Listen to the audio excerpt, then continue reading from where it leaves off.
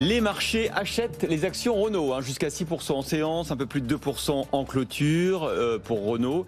Les deux groupes, Renault et Nissan, ont confirmé qu'ils négociaient bien une baisse de participation de Renault dans Nissan et une entrée du japonais dans l'entité électrique du français. Elle s'appellera Ampère. Mathieu Pechberti, c'est le cœur de l'histoire. Nissan enfin associé au véhicule, à la filière électrique de Renault, et tout ça valait bien une messe et la baisse de la participation dans Nissan.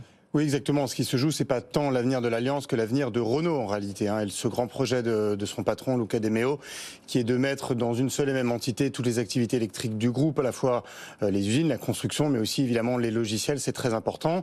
Renault ne peut pas y aller seul, ne peut pas mettre cette société qu'il va coter en bourse en 2023, ne peut pas y aller seul. Alors il cherche un partenaire évidemment pour investir dedans, pour mettre de l'argent dedans, mais aussi ensuite pour aller sur les marchés et réclamer, demander aux investisseurs. On parle de 3 à 4 milliards d'euros pour une société qui serait valorisée autour de 10 milliards d'euros. En tout cas, c'est ce qu'espère Luca De Meo. Alors, il se murmure qu'il avait même été envisagé il y a quelque temps de faire entrer au capital de cette société Google, qui est déjà le partenaire de Renault pour les logiciels embarqués. Bon, alors, la direction nous l'a démenti, mais c'est quand même quelque chose qui tourne dans les couloirs. Et puis, c'est aussi pour ça que Renault veut vraiment récupérer Nissan, veut embarquer Nissan dans cette aventure.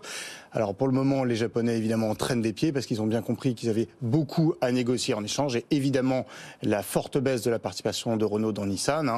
Il y a encore un an et demi, c'était déjà dans l'air, mais on parlait de passer de 43 à environ 30%. Aujourd'hui, les Japonais veulent 15%, pas plus, ce qui marquerait un vrai éloignement de Renault chez Nissan.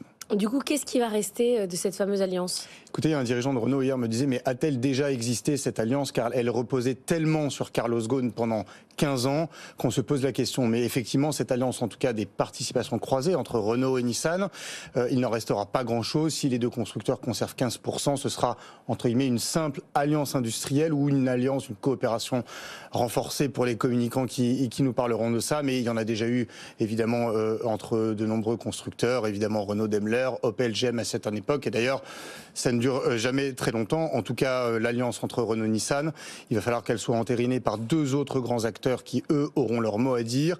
C'est évidemment l'État français, qui est toujours actionnaire de Renault à 15%, et puis le gouvernement japonais, même si il n'est pas directement actionnaire de Nissan, son emprise sur le groupe japonais est très très forte.